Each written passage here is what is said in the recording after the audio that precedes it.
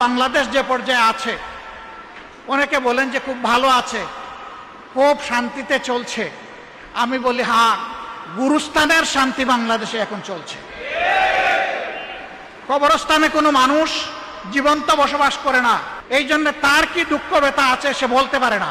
কবরস্থান তাকে নীরব নিস্তব্ধ। আজকে বাংলাদেশকে শুধু জেল নয়, একটা গুরুস্থানে পরিণত করা হয়েছে। এই জায়গা থেকে বাংলাদেশকে তুলে আনতে হবে ইনশাআল্লাহ, এবং এই দায়িত্ব কাউকে না কাউকে নিতে হবে ইনশাআল্লাহ। আল্লাহ তাআলা কাউকে না কাউকে আমাদের রাহবার বানাইয়া দিবেন ইনশাআল্লাহ। জামাতে ইসলামী হক এবং ন্যায়ের পক্ষে লড়াই করে আপনারা দেখেছেন, এক একজন করে আমাদের শীর্ষস্থানীয় 11 জন দায়িত্বশীলকে আমাদের বুক থেকে কেড়ে নেওয়া হয়েছে। কাউকে ফাঁসির কাস্টে ঝুলানো হয়েছে, কাউকে জেলের ভিতরে হত্যা করা হয়েছে, কাউকে বাইরে ধুকে ধুকে মরতে দিতে হয়েছে।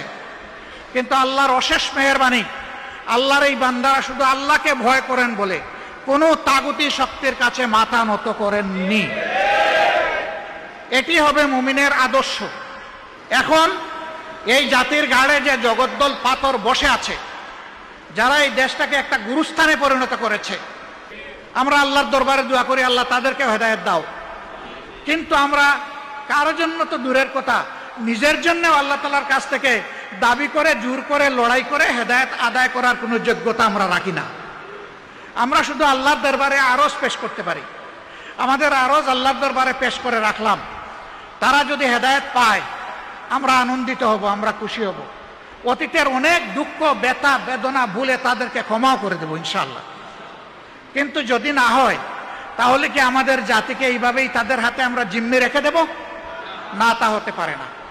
আসুন, তাই আল্লাহ তাআলা যে মুক্তির লড়াইয়ের সংগ্রামের কথা আমাদেরকে বলেছেন, আমরা সিদ্ধান্ত নেই, আমরা হক কথা বলবো, আমরা হকের পক্ষে থাকবো, মিথ্যা অসত্য জুলুমের বিরুদ্ধে আমরা রুখে দাঁড়াবো।